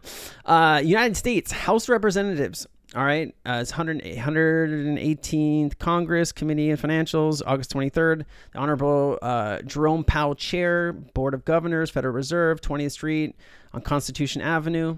All right, dear Chairman Powell, we are writing to express concerns regarding the Federal Reserve Board's Fed recent supervision and regulation letters titled Creation of Novel Activity Supervision Program, the SR 237. I did a video on this actually very recently, and it says a supervisory non-objection process for state member banks seeking to engage in certain activities involving dollar tokens, both of which were issued on August 8, 2023.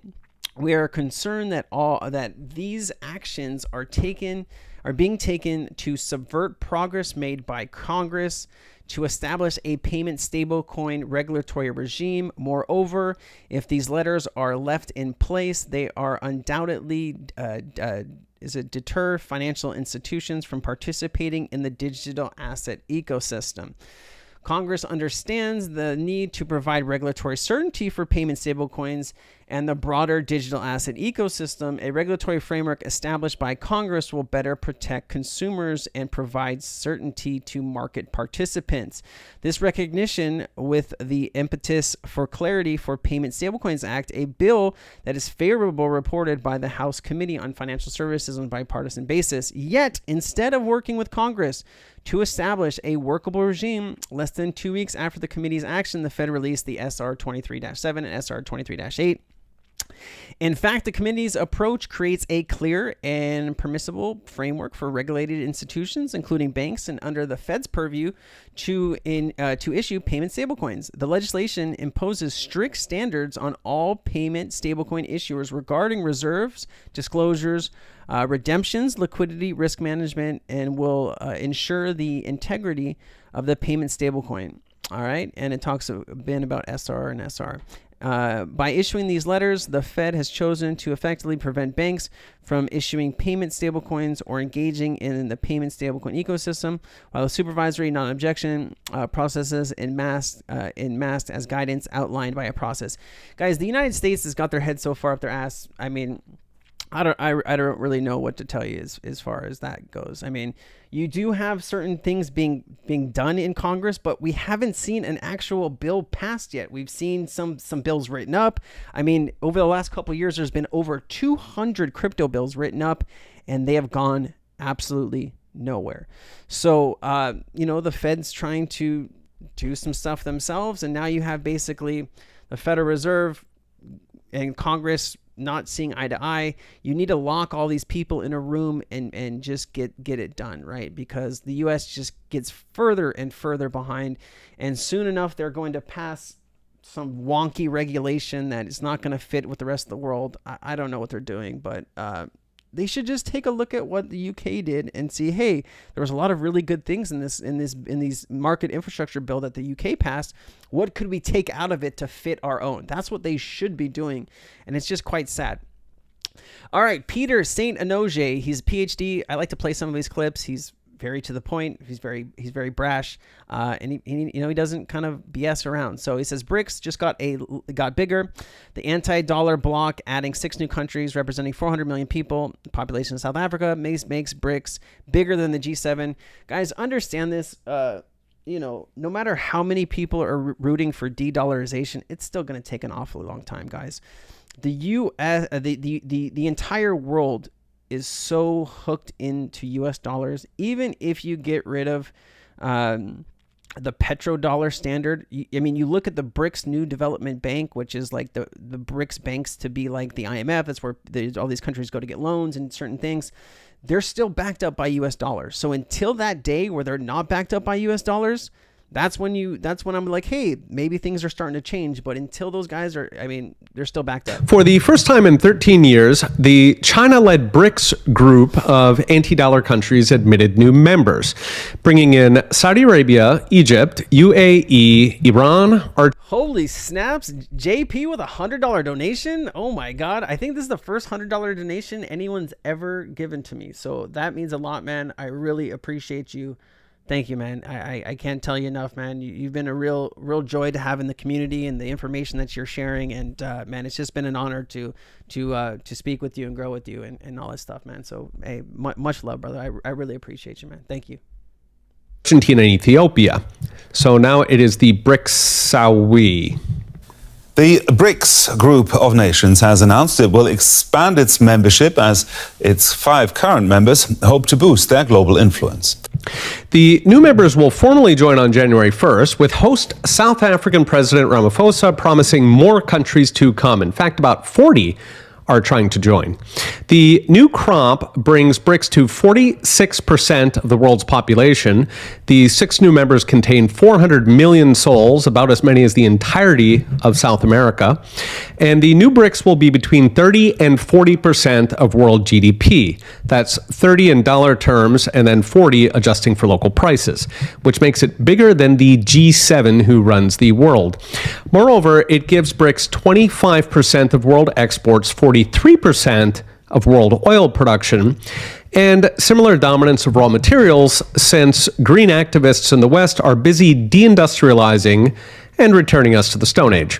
So why are 40 countries banging down the door to join BRICS? 2 reasons: free Chinese money and American weaponization of the dollar. That is why countries are joining BRICS, because there's really nothing else to join.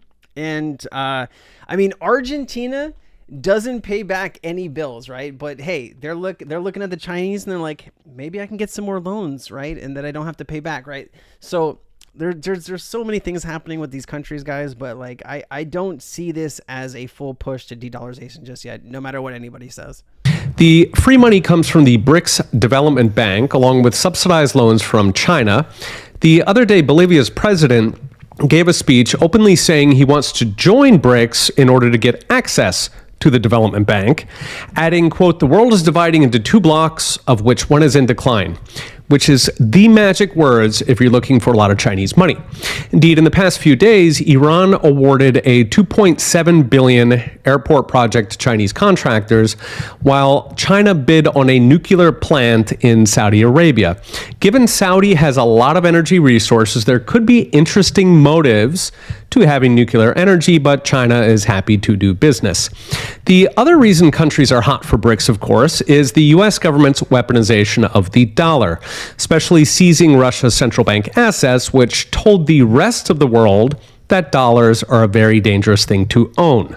So what is next? I've mentioned the most important aspect of BRICS would be a gold-backed rail to replace the US dollar. There was no movement on this, with BRICS countries continuing to squabble. India and Russia in particular don't want each other's crappy money. Still, inter-BRICS use is growing and will erode the dollar at the fringes, especially with longtime US-dependent Saudi Arabia now putting a foot in the anti-dollar camp, calling into question whether the 50-year petrodollar arrangement, where the U.S. guards Saudi in return for them parking their money in the dollar, is still in effect. In fact, with China recently brokering a peace deal between Arab countries and Iran, Saudi may have decided it no longer needs the U.S. security umbrella, which would be great news for the American taxpayer milked for the empire, but it also takes out one more prop on the dollar. Brics driver China is going through a very rough patch in the moment. I've done a couple of videos on that. And in the near term, slimmer Chinese handouts will dampen some of that enthusiasm about declining world blocks. But in the long run, China doesn't have to be perfect. They just have to be less suicidal than US and European elites, which is proving a very easy bar to clear. Okay. All right. I just like that this guy calls it how he sees it. I just like that. All right, this is actually pretty cool too. Kevin Green from Tassa Group Inc. speaking on the U.S. falling behind innovation, JP Morgan getting too big, and why he doesn't own a single Bitcoin. I love this. Lending, really the nuts and bolts of this country. What kind of impact will that have? Nazir is here. What's up, Nazir? Good to see you, man. Nazir is winning the giveaway right now, guys. And I've only seen a couple people refer to the channel so far. Nazir is definitely, I think he's got 2 or 3 people that he referred to the channel. So big shout out to Nazir. Thank you, brother. I always appreciate you and I always love you, man. I see every single one of your comments and I respond to each one of them. And what will that mean? And I want to ask the rest of the panel in our closing minutes regarding our competitiveness, right? Sure. Us implementing it here in the United States versus overseas. Enormous benefits, tremendous gains in efficiency, tremendous elimination of security risks. The flexibility, even the risk management component of it. The beauty of blockchain, unlike other technology, is you can program into it risk management components. You can program into it, when this event happens, do this. If a different event happens, do that. That's an incredibly powerful tool. You set it and you let it happen. The issue that we've all touched upon is really important. Talking about U.S. competitiveness, I can tell you the rest of the world is so far ahead of us. So far ahead of us. Well, besides... and we have to catch up. So besides China, though, who are the 3 other countries that are ahead of us, you think? I would say pretty much just about every part of Europe. I mean, it's been very public that I don't think there's any paper currency floating around Sweden anymore. Well, Asia, that's been the case for a while. But Asia, all the Asian countries are adopting blockchain and other technologies. So this is actually why I've never owned a single penny of Bitcoin. I really don't care about it. But those currencies are not going to go away. And the U.S. can't be this kind of, like, I hate to say, like North Korea trying to avoid the rest of the world. Yep. We've got a great banking system. It's worked very well for 150 years. We have a technological change that's sweeping the world, and we just have to figure out a way to participate in it. It's happening all over the place, like checkout.com, things that Rob is doing, but it really is strategically very, very important. And I'll come back to a prior theme. JP Morgan has 250 blockchain developers. They spend billions of dollars a year. They built a whole platform. That's the second thing that can't happen, the regulators should be careful about, is that this cannot become the domain of 10 large banks, okay? We'll end up with an economy like Europe that doesn't grow, doesn't innovate, doesn't add employment. And it's the reason I get kind of worked up about this is, it is a really important issue. And the technology is simply a very sophisticated database. Right. So Sarah, it can be adopted. Let me bring you in on this. I thought that was really, really good clip. I think what he said there is 100% accurate. The U.S. is just it's painful to watch what the U.S. is doing, right? Or not doing, I guess you should say, right? You do have Republicans pushing, better narratives for digital assets, and you have incredibly stupid people like Elizabeth Warren and oh God, who's the other guy? Brad Sherman is probably one of the lowest life people too in Congress, right? Talking about the payment system's fine, let the banks have all the money. It's just so cringeworthy, guys. It really is. Is it a lack of education on the topic, or is it that they're bought and paid for by the big banks? And when you the U.S. system is so bad. Everyone thinks we got a great democracy here, but let a lot of money is put into a lot of these campaigns and a lot of this free decision making that should be there for some of these, congressmen and women are not there because they're bought and paid for, and they're worried about not having enough money to run again, right? House member has to run every 2 years. Okay. Senate is every 6 years, but it's funny that the Congress put term limits on the president, but not themselves. Now that should tell you all about what they're really trying to do in the background. They're trying to hold on to power as long as they can, and that's really not what you want in any country.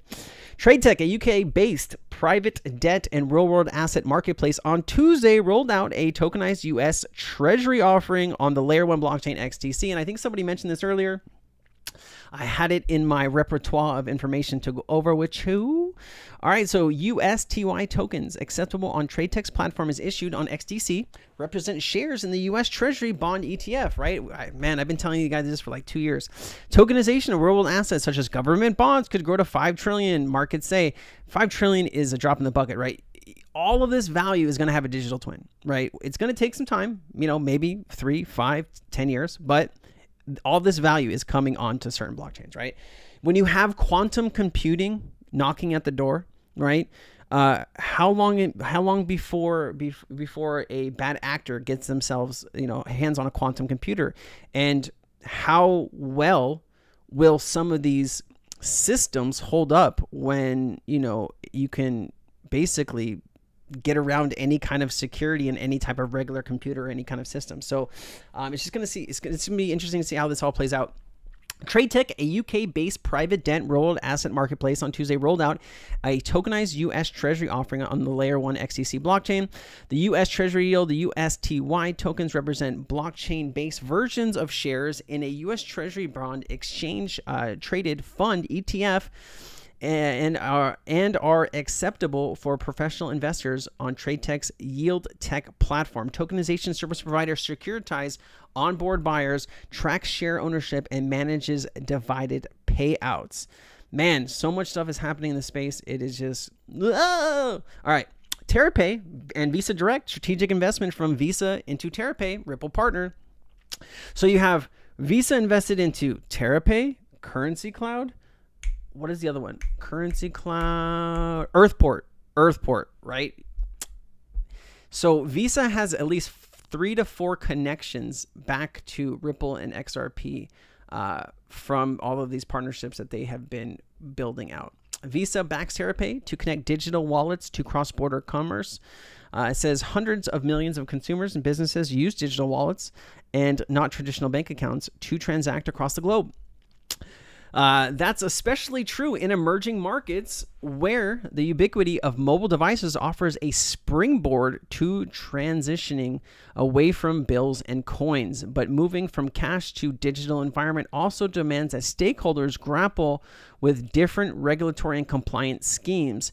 And for businesses, there needs to be licenses to operate in that given country. And that's why Ripple partners with a lot of these remittance companies that already have partnerships, right? I think that's kind of the end of my chat. Let me see if there's anything else I can go over with y'all really quickly. Oh man, this is, I put this together too. Hold on, this all has to reload, but this is like a 29-minute video I did the other day. This was my way of putting information together and why I think Swift is going to use XRP.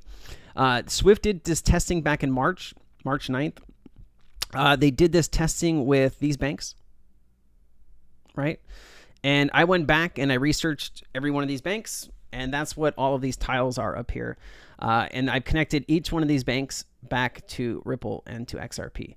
So this video will come out too once Cass kind of starts getting some of this stuff. I've got about 8 or 9 videos that have to come out still, and I have to record a few before I leave tomorrow for my trip. But let me spend some time answering your questions in the comments, if that's okay. Let's do that. What do we got here? Oh, someone's going to sleep? Let me scroll back up here. All right. Cryptoneers rocks. It does. I mean, we have a lot of really good conversations, and there's a lot of good information shared, and it's just nice to spend time with you. Elizabeth Warren is sharp and is wet leather. She's a very smart woman, yes. but running on an anti-crypto agenda is just not smart for whatever you're trying to do in the world. Crypto's called Liverpool over a month ago. Yep, that's doing well too. XTC has huge contracts in the Middle East, taking over trading. Yeah, XTC is going to be huge, man. If you were in Kryptonaires the last couple of years, you'd have been in XDC a long time ago. A long time ago. Did we cover Islamic coin already? We covered it in the Kryptonaires Discord. Cuckoo Koala, are you in the Kryptonaires Discord?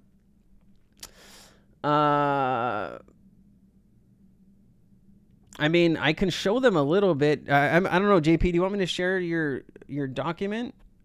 I don't think I should share your document live online.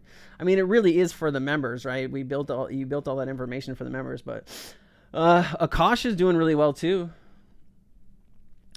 Is it correct? Nazar? Is it Nazar? Even is it right? Nazar? Italian alphabet. I grew up there. I got you. Nizar. Is it Nizar? Like N-E? How about the bill that was passed by King Charles? Do you think XCC's moons when it takes effect? So which bill are we talking about? Are we talking about the markets and infrastructure bill?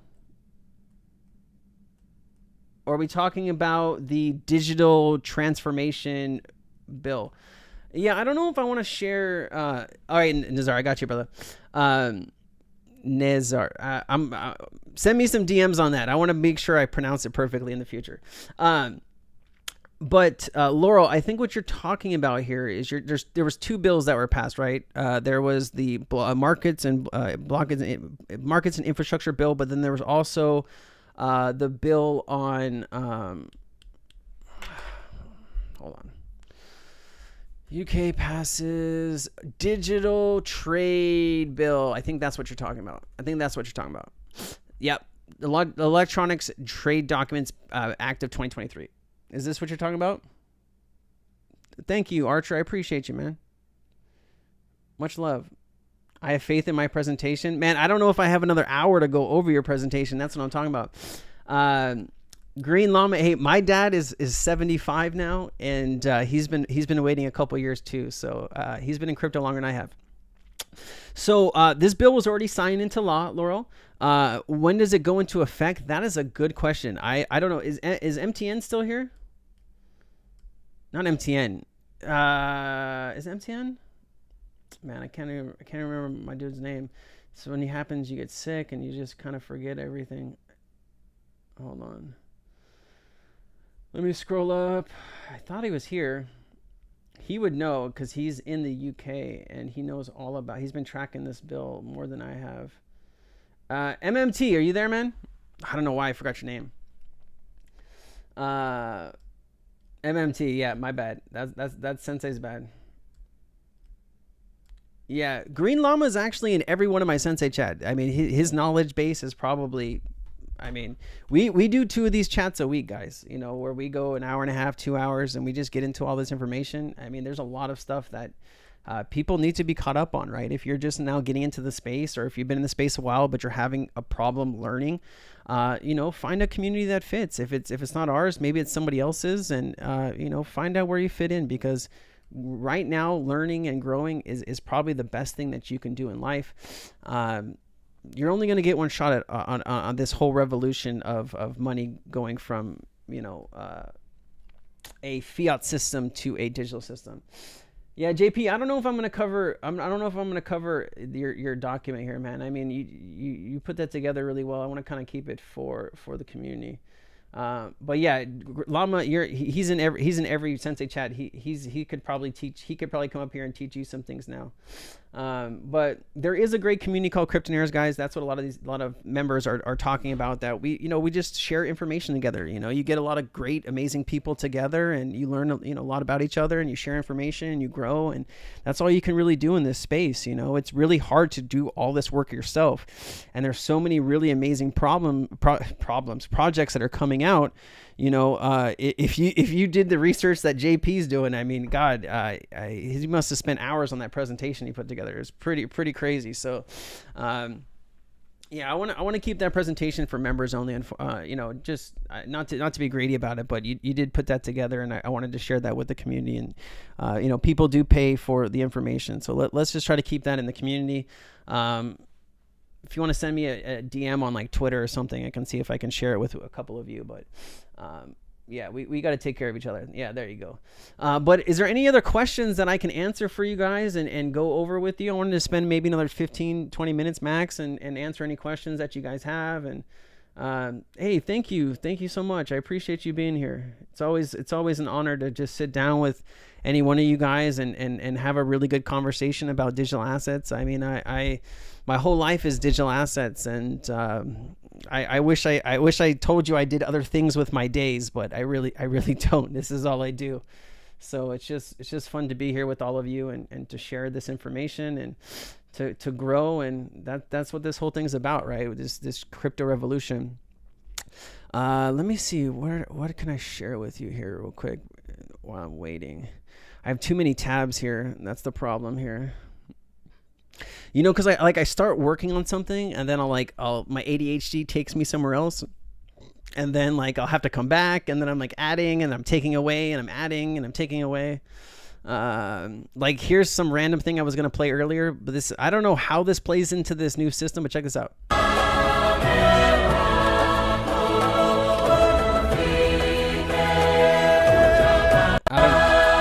So this guy goes to pay for this wine. I guess he's pulling up his like digital wallet here. I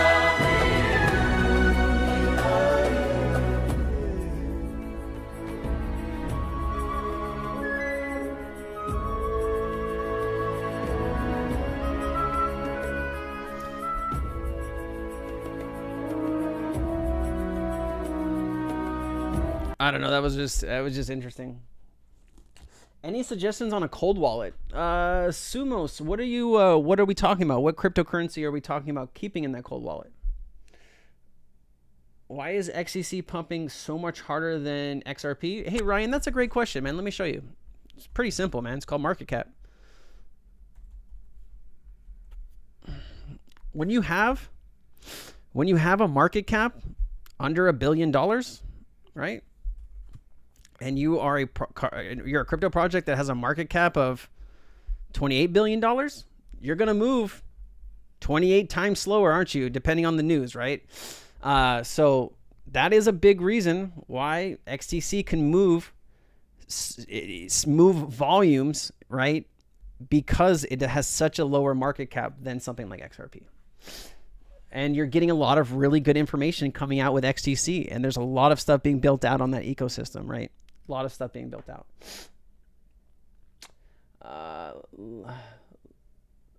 Is it love the videos, brother Peter?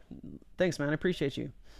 Talk about your evolution. Oh man, my evolution is not that cool. I went from selling, I started selling cars when I was like 19 years old. Then I got into management. I started like desking deals and doing all that stuff. That was fun. Then I moved back to California, and I started selling real estate with my mom, and I love that, but I just didn't love what I was doing. You know, I got up every day. I went through the motions. I helped clients. Clients treated you like shit sometimes, you know, and that's the hard thing about sales too, right? If you're not used to getting treated like shit, it happens. And I just wasn't happy. And then I started researching crypto, and I found this other part of my soul, or, you know, this other part of my life that I didn't know that was there. And, you know, I don't get tired of it, if that makes sense. I love being able to wake up, research something cool, get online, sharing it with you guys. I mean, we built 13,000 subscribers out in this year alone, which is,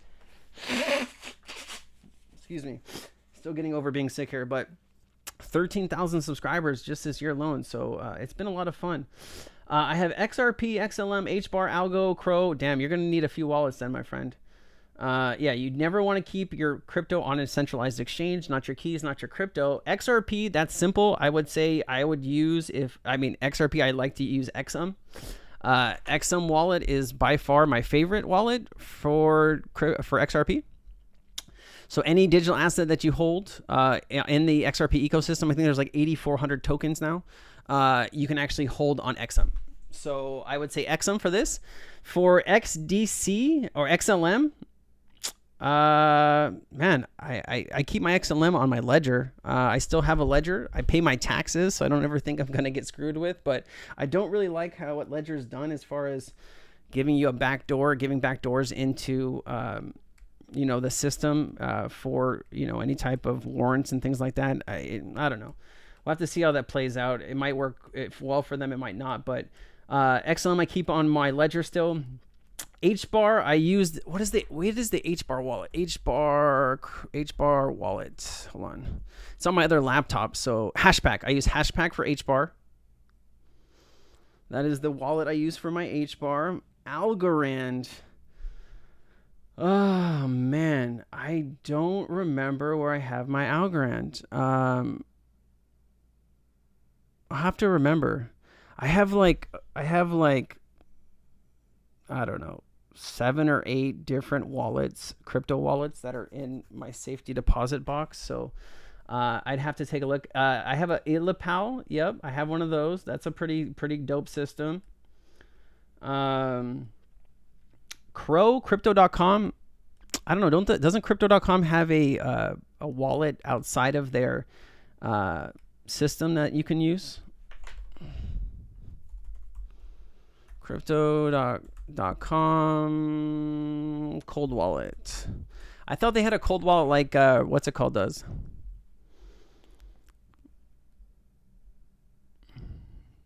I don't know, man. I don't own any Crypto.com. I used to own it a couple years ago. Treasure is a cool wallet. I think that it has a lot of different things. I have an Atomic wallet on my phone too. Atomic wallet, I think it's either Atomic wallet or Guardia. I have Algo. I can't remember which one. But Sushi Swap for HBAR? Saucer Swap. Yeah, HBAR Saucer Swap. Yeah. I use Decent for XDC. Yeah, Decent is a pretty solid wallet, guys. I really like Decent too. You think Algorand and ADA's name being dropped by the SEC will hurt them? So yeah, so Algorand has kind of fallen from grace, hasn't it?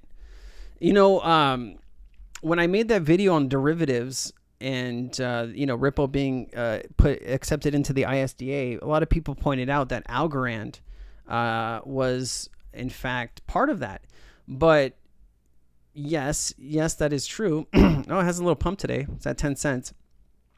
But you know, Algorand is big in like the Italian banking system. You know, the founder of Algorand, I can't remember his name. It's an Italian. Here it is, right here. Silvio Macali. So he's good friends with Gary Gensler, right? I thought Algorand was untouchable in the United States, but I was wrong. I was wrong about that. I know Ada's been working on a lot of stuff. Charles Hodgkinson is a very brilliant guy. I think Ada's going to kind of pull out of this eventually. I do think the 2 lawsuits are going to kind of hurt Ada. I mean, Ada isn't directly being sued, right? It's Coinbase and it's Binance that are being sued, right? I think Coinbase is going to win their lawsuit. I think they're going to pull out a big win. I think Binance is going to pay one of the biggest fines that you've ever seen possible because they broke a shit ton of laws. Let's be honest. Binance did not have their accounts segregated back in 2018. The SEC has a lot to go after Binance with, right? So I think Binance is going to take a lot longer for them to kind of pull out and get out of the situation that they're in.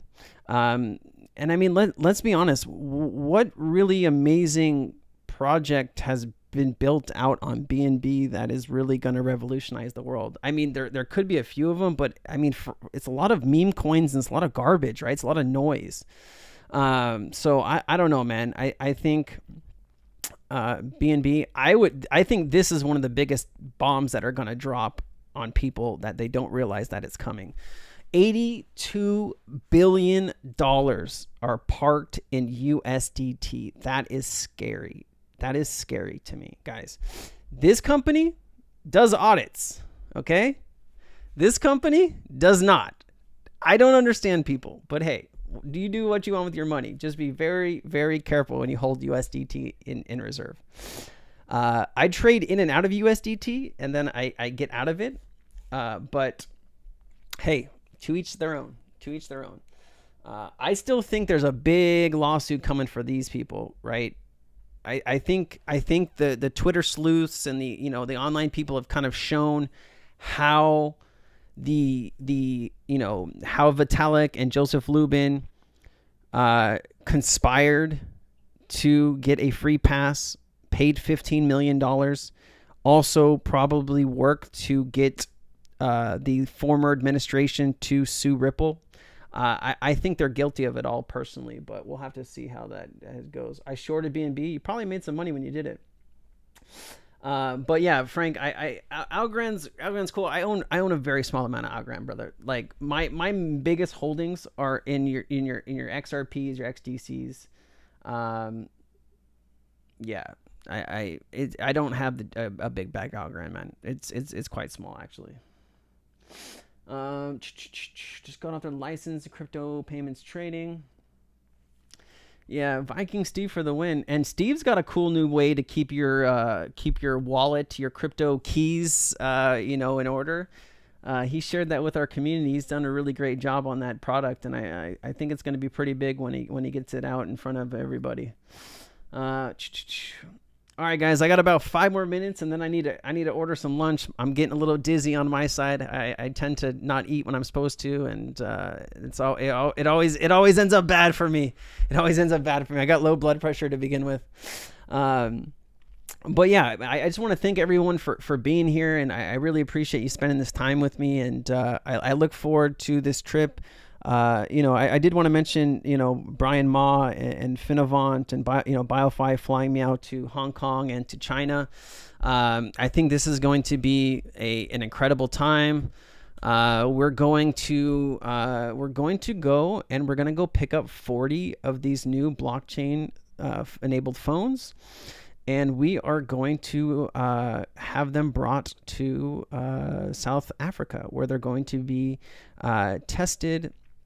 I can tell you the phone does not really look like this. I mean, this was just kind of like an example of what they wanted it to look like. They actually had to change the design of the back of the phone because it looked exactly like this. The phone that I saw, the first version of the phone that got made, looked exactly like an iPhone. I was like, that might be a problem, right? So they changed some different features of the camera in the back.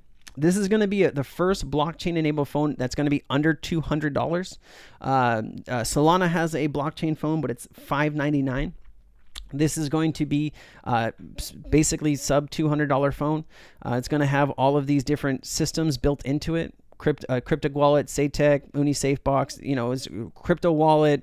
Some of this is just different ways to keep your crypto safe. Cryptic wallet provides the ability to earn interest in your crypto, right? You're going to be able to, this is going to be like the first phone you're actually going to be able to make money back, right? So I think they're going to sell millions of these phones, personally. But I mean, there's the still market cap is so low on BioFi. I mean, our community has been waiting for quite some time waiting for this thing to explode. It's still, I mean, you're still sitting at $181,000 market cap. It's unbelievable. Pretty crazy stuff. But it's going to take about 4 to 8 weeks to get the phone approved. And once the phone is approved, you're going to start seeing big orders, probably 10,000 to 20,000 units, which are basically $1 million to $2 million worth of units. And I think that's really when this whole ecosystem is really going to kind of start stepping up, right? And so this is one of the projects that I think is going to have a very incredible 2024. And I mean, with under 200K market cap, there's just no other room but up to go from here, it feels like. So this is the team I'll be kind of traveling with and kind of hanging out with. So I'm pretty excited. So I'm traveling with Brian Ma. And we're going to be meeting some of the other team there in Hong Kong, and then we're going to travel into China to actually pick up the phones. So it's going to be pretty cool, guys. And I'm going to take a lot of vlogs and do different things. And better than Solana phone, a way cheaper price point. Yeah. So I mean, it's going to be interesting to see what happens when it comes to when it comes to the 5G version, right? Like they are in talks with Verizon on that, and so it's going to be interesting to see how that goes. Oh, thank you, Ariane. I appreciate you. Hopefully I'll return safe with all of my organs, but no promises. I mean, if I get pulled off the street, I'm gonna be like, hey guys, my organs are not that great. You might want to find yourself somebody else to go ahead and try to do this with, because I've been in and out of hospitals my whole life, and it's not the business. It's not the business. So thanks to the presentation, again, filled with brim with info, safe travels. Yeah, man. I mean, there's so much good information being shared around the community right now. It's pretty amazing, guys. So I'm just thankful to all of you that, you know, show up every day and participate. And all right, guys. Well, hey, I'm gonna end it there. Can we invest? Nexus drops the second half from Playable. Yeah, we're gonna see how that goes too. You know what the problem with Playable though is they have to figure out a way to get the token used more, right? They're going to sell skins inside of the game, and you need to be able to use the Playable token to buy the skins. I would have loved it if they would have figured out a way to actually find a real use case for the token other than buying skins. But hey, they did an impressive AMA the other day, so we'll have to see how that goes too. G-Man, when you say can we invest, what are you talking about specifically? Because we just talked about like 5 different topics there, and I didn't want to assume you were talking about one thing over another. So hit me with what you're thinking of, my dude. Yeah, I'm hoping I get upgraded too. Right here, look, United.com. Let's see, we sign in here, sign in. Oh, here, password, la, la, la. All right. So San Francisco to California, and then the Hong Kong trip. Hold on. So here's the trip. I'm hoping I get upgraded. I'm on the upgrade list. It was like $8,000 to try to go to first class, and that was a grip. Now they're offering it for like $1,700, but I'm on an upgrade list for this, so we'll have to see how this plays out. But yeah, there's still a lot of seats up top. I'm sitting here for now, but there's so many seats up front in the front of the plane. And this thing takes off in like two days, so I should be all right. We'll have to see. I'm pretty excited to go, guys. I've never been. Telco phone. Oh, so you're talking about the BioFi phone. So you can invest in BioFi, the cryptocurrency, but you can't unless you have like 7 figures. You can't invest. They're looking for people. They're looking for businesses right now to help them fund the development, not the development, but the when they get in orders for the phone. Like let's say they get in an order of 10,000 phones or 20,000 phones, that would, cost anywhere from, 500 or whatever it's going to cost to create the phones, manufacture the phones. And then once they get shipped and they get received, that's when they get paid for it. So they are looking for some different people to team up with to kind of give them some funding to do all that. But if you need some more information, just hit me up on Twitter, my friend. I can give you information. If you got that deep pockets, G-Man, hit me up, my friend. I'll give you the information you need. Speaking of new phones, rumors are September 12th. What is that, from the new iPhone or what? What's happened on September 12th, Frank? Usually right around my birthday is when a new iPhone comes out. So I'm thinking that's what you're talking about. Yeah, Nexus is dropping. We'll have to see how that goes, but all right, guys, I am going to call it quits there. Just under 2 hours hanging out with you is a real honor. It's a real pleasure. Thank you so much, and I'll see you guys all in the videos that come out over the next couple of days, and I really appreciate all your guys' support. So thank you for spending this time with me. Frank, once again, man, happy birthday to you. I hope you have a really good time, man. It was really nice to catch up with all of you. You guys have a fantastic day, and we'll see you when I see you when I get back. All right, guys, take care. Bye.